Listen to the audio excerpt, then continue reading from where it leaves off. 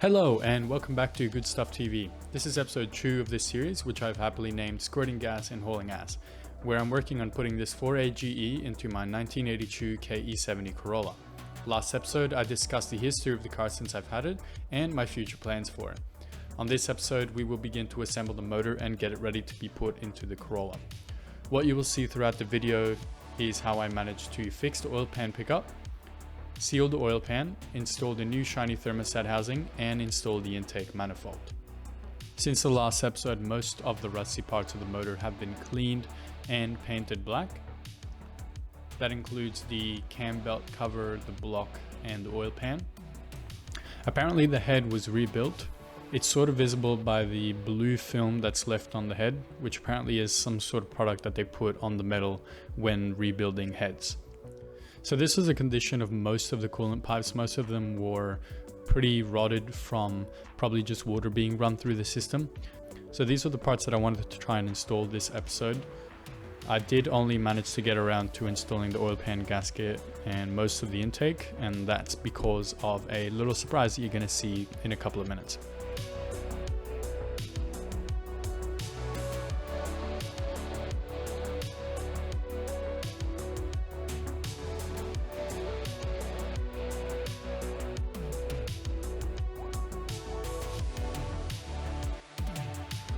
So the first thing I wanted to tackle was to reseal the oil pan.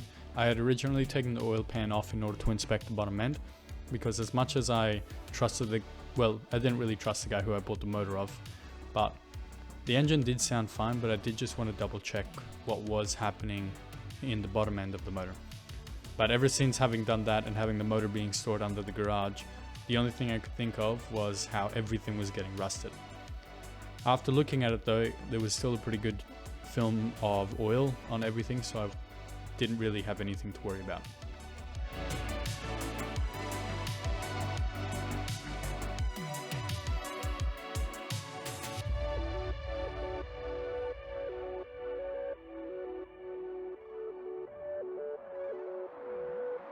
The bottom of the motor doesn't actually look too bad. There is a little bit of play from the connecting rods on the crankshaft, but I think that's pretty normal. I think there has to be a level of tolerance, but I could be completely wrong. So at this point I was thinking, oh, I'm just going to clean the mating surfaces, I'm going to replace the nut that had been missing from the oil pickup, chuck everything back together, and we'll be fine. But what I didn't realize is the fact that there was no nut on this bolt holding the oil pickup on, because it was actually stripped, which is not fun. So that sort of turned my whole day upside down. The correct way to fix it would have been to remove that bolt, put a new one in, and voila, it would have been fixed.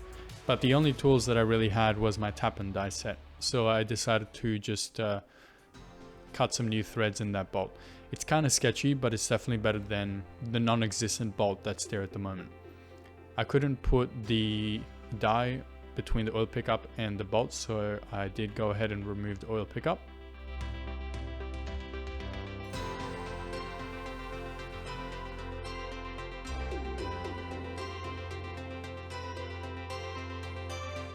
There's a big hole in that, and I have no idea how that was actually sealing. First of all, because there was only one bolt holding that down, and second of all, because the gasket had a big chunk taken out of it. So somebody had obviously been on the bottom of this motor which is kind of scary, but what are you gonna do? So what I was trying to figure out here is what the actual pitch of these bolts was. They were probably M6 by 1.75, so I obviously had to cut it down to an M5.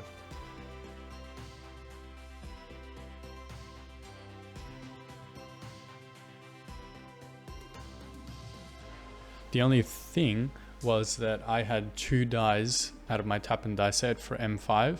One of them was a 0.9 pitch and the other one was a 0.8. That's why I had to look up on Bunnings which nuts were actually readily available for that pitch size. And 0.8 seems to be the way to go.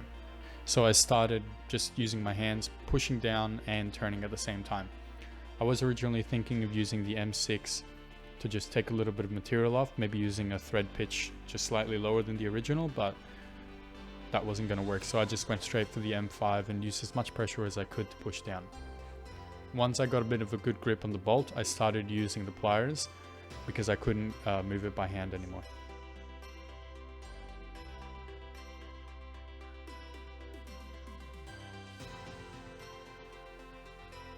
I think this is the footage that I'm going to be showing my mechanic or my engine rebuilder when I bring them the motor, because some of these metal files have probably gone through all over the motor and destroyed everything. But I was pretty careful putting rags everywhere, and I had a rag down the oil pickup as well, and used the trusty little magnetic end of the screwdriver to pick up any metal filings that were sort of left off anywhere. I made a quick trip to Bunnings to buy those nuts, and it's a pretty small bolt at the end of this, and I don't trust it all that much.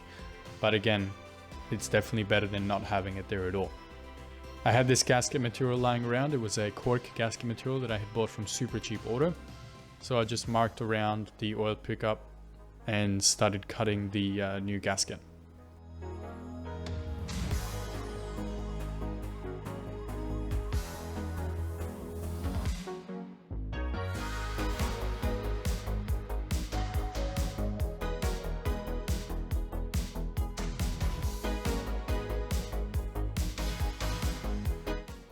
I really hope that this cork gasket is suitable to be used in the motor. I know of them being used for intake manifolds or things outside of the motor, but this is going to be in hot oil with a crankshaft spinning right next to it, so I really hope that it holds on.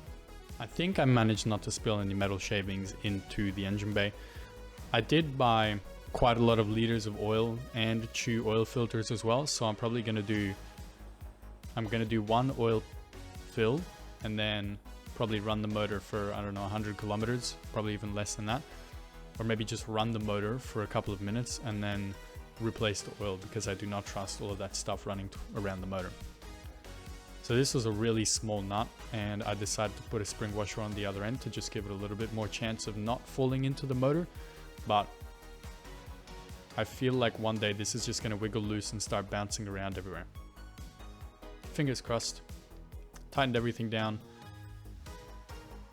This gasket did squish a little bit more, so I am a little bit more hopeful about that.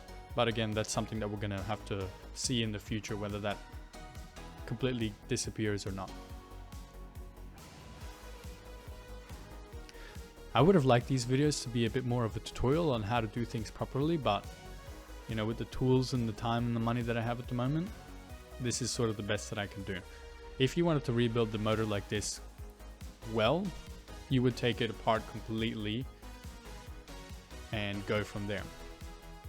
So after having done that, which took up pretty much most of my day, I managed to get around to putting the oil pan gasket on, which started with just putting a bit of sealant around all the corners where there was a connection, metal on metal, just to sort of be sure that no oil was going to get through those passages.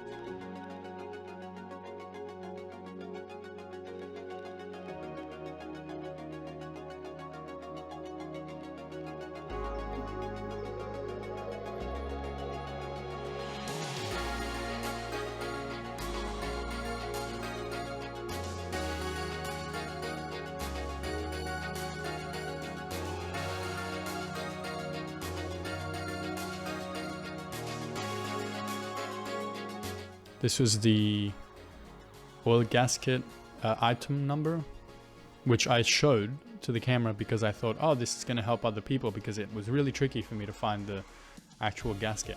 But it actually, I mean, it lined up and it fit, but most of the holes didn't actually fit. I did want to try and use the gasket instead of just using goop, just because I don't trust goop as much as a gasket. And then the holes don't even line up, so I guess that's what you get. Either way, I went through and just sort of marked all the holes and then also drilled them out, and the bolts fit snugly, so it should be fun. I also have to consider that there are, I think, 2 or 3 bolts broken. I think they've been stripped, so I think the gasket is going to help a little bit more than just using goop.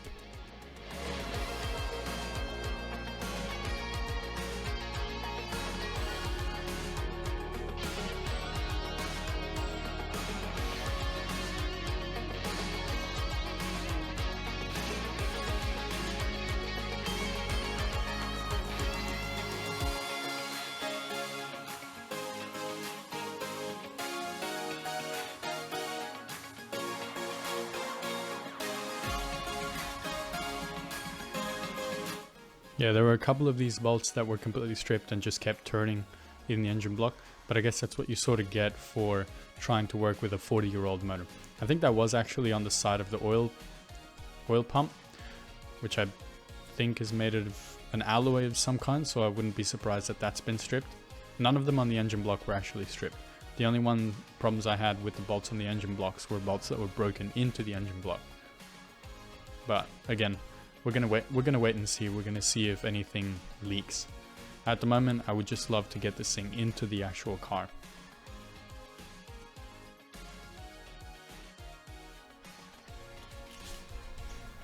So originally when I got this motor, it came out of obviously the Suzuki Sierra. And when they put that motor in there, they deleted the thermostat because it's really tricky to convert these from rear-wheel drive to front-wheel drive and keep the thermostat housing and all those pipings and everything like that. So the way that they did it when they put the engine into the Suzuki Sierra is that they just completely bypassed the thermostat housing via this pipe right here. So originally, out of the back of the water pump right here would come a thermostat housing. In the front wheel drives it was external, whilst on the rear wheel drives it was connected to the water pump. But I assume this motor is a front wheel drive anyway. So the thermostat housing was here, but they removed it and just made up this pipe that would connect here to the water pump, and then this hose would go to the bottom of the radiator in order to keep moving the coolant around, obviously. However, I need this car to have a thermostat. And not only that, I need this car to have a heater as well, because it's going to be a daily driver, so this just won't do. So what I bought from SQ Engineering is this. This is a Toyota 4AG-E 20 valve thermostat housing kit to convert the 20 valve from front-wheel drive to rear-wheel drive. I believe these were meant for that. But what I'm going to be using it for is just for the 16 valve. Essentially, this is going to work like this. Look, it is going to work like this. So behind the alternator is the water pump just here. This is going to have a hose that's going to be connected to the end of this guy. So I'm going to cut that off right there. Have the end of this connected to that with a rubber hose. And then this is going to go to the outlet here from the top coolant outlet, which I believe is used for the heater. This is going to go in here. It's the heater bypass, I believe. That's going to be connected to there via a rubber hose. That's going to be connected to the back of the water pump via a rubber hose, and then this is going to be the radiator outlet. So this is going to be connected again by rubber hose to the bottom of the radiator, and then this barb right here is going to be connected to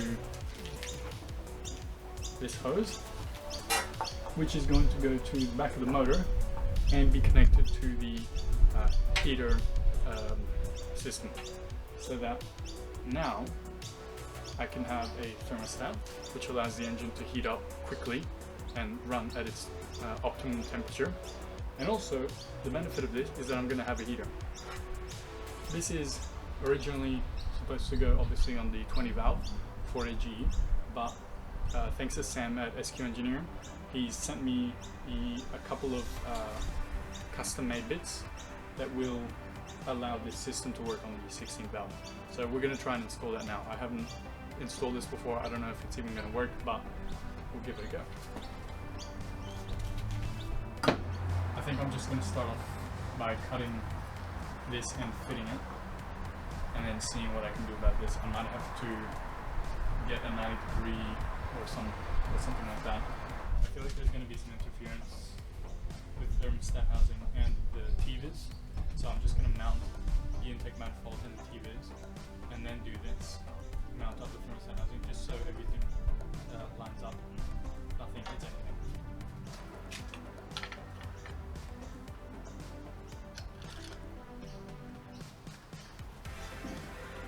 Just temporarily anyway.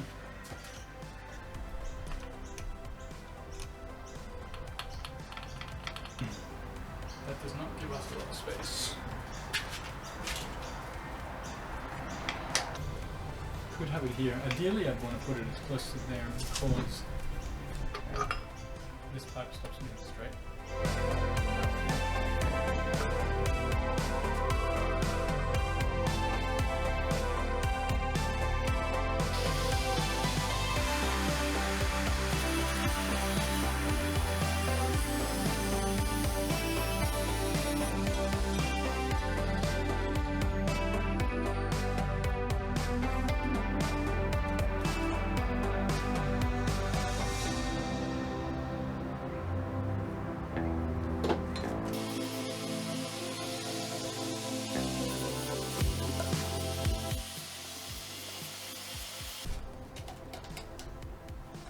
So this has got a pretty nice 90 degree bend to it, but you can just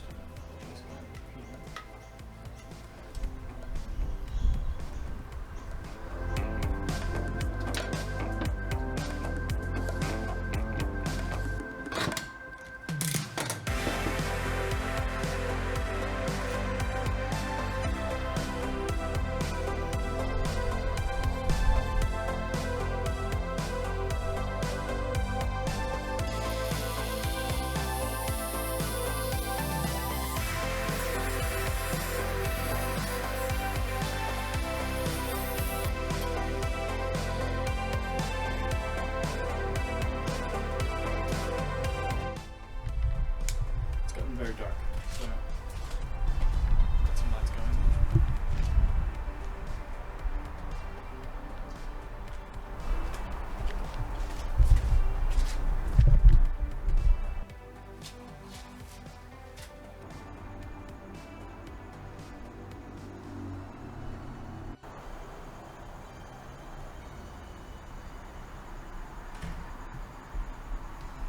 Alright, so I thought I might just stop that for a second to explain how the coolant system and heater system actually works on this engine, because I could not figure it out for the life of me because there's not a lot of information online. So when you're trying to convert a front-wheel drive 4AG-E to essentially a rear-wheel drive layout, and you still want to retain your thermostat and your heater as well, you need to find an external thermostat. Most front-wheel drive motors came with an external thermostat. Unless you're going to rear-wheel drive thermostat, where you're going to have to get a new water pump and all the parts that go along with it, you're probably going to end up doing something similar to what I've done, or what other people do, which is get an external thermostat from some other front-wheel drive Corolla. Either way, this is probably going to help you. So we've got the water pump over here. This is the top water coolant outlet. This is obviously the thermostat housing. This is one of the heater hoses, and this is the other heater hose. Think of this as one big connection right here. And this is the diagram of what you see here, with the motor actually being in the car there.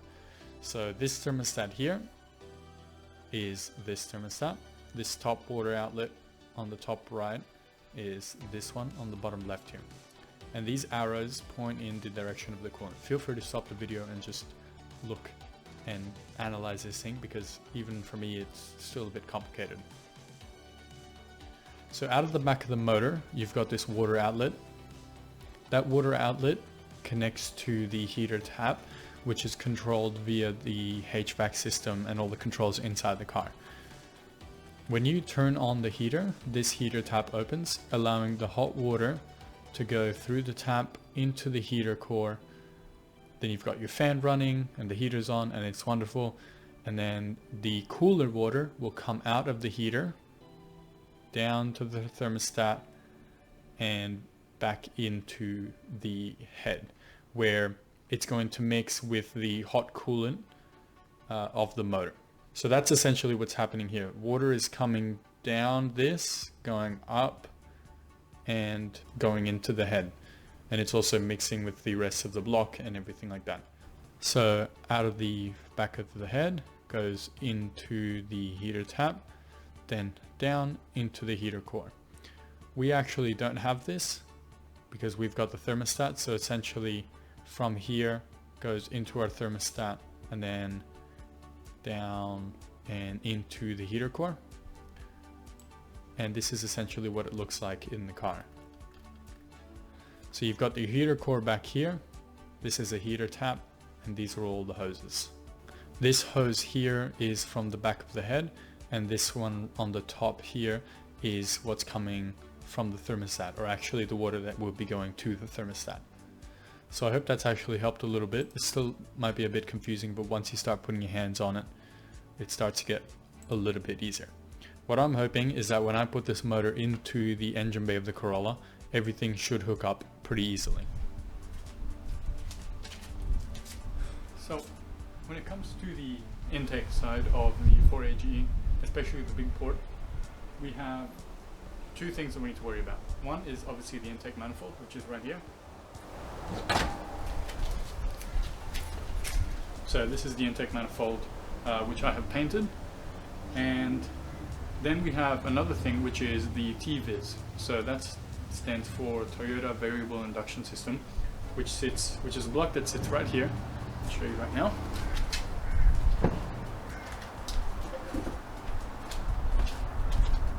This guy.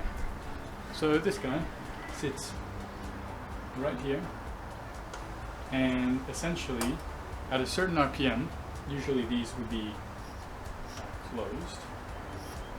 So usually those would be closed, but at a certain RPM, which I think is about 4,200 RPM, these will open in order to let more air through, and that allows the lower RPM to have more torque. When I first built the engine, this wasn't working, so it was completely open the whole time. And that does make a huge notable difference, but it's definitely something that I'd like to have, because I want the engine to be as stock as possible at the moment, just so I know where I'm starting off with. So I do need to give this a bit of a clean, make it look all shiny like I did with the intake, and then we'll be able to put that on as well with the new gasket that I bought. So the TVIS, the infamous TVIS. This system only came out on the big port 4AG-Es, which are the earlier model 4AG-Es that made a little bit less power, but are a little bit more sought after by those looking to either turbocharge or mostly turbocharge, because they have just bigger inlets. And because of the fact that they have such a big port, Toyota decided to put the TVIS, which controls the induction space. At lower RPMs, there's less space for the air to get into the motor, and thus speeding it up a little bit more, which increases low down torque.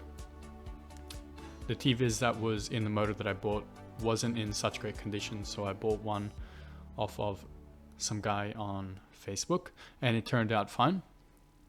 All the electrical bits were there, which is what I was after. I gave all of those a clean, and I gave the TVIS a clean as well. Then I installed all the new fresh metal gaskets and put the intake manifold on along with the TVIS as well.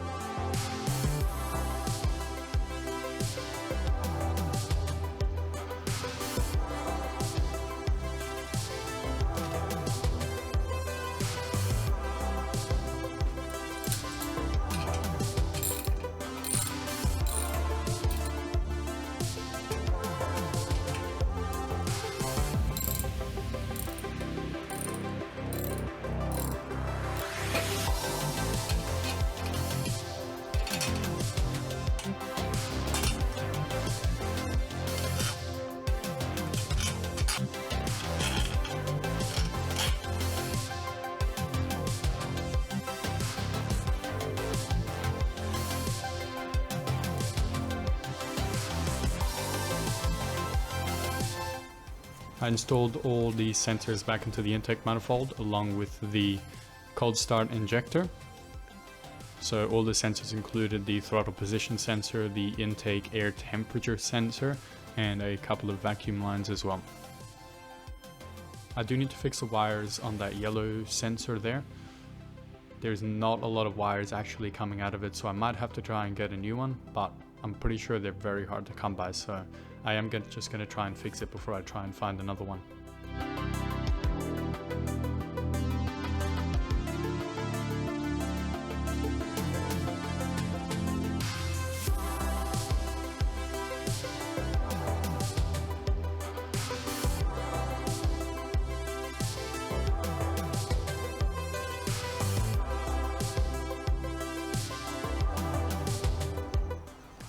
Then on goes the intake manifold support beam, which has also been painted black.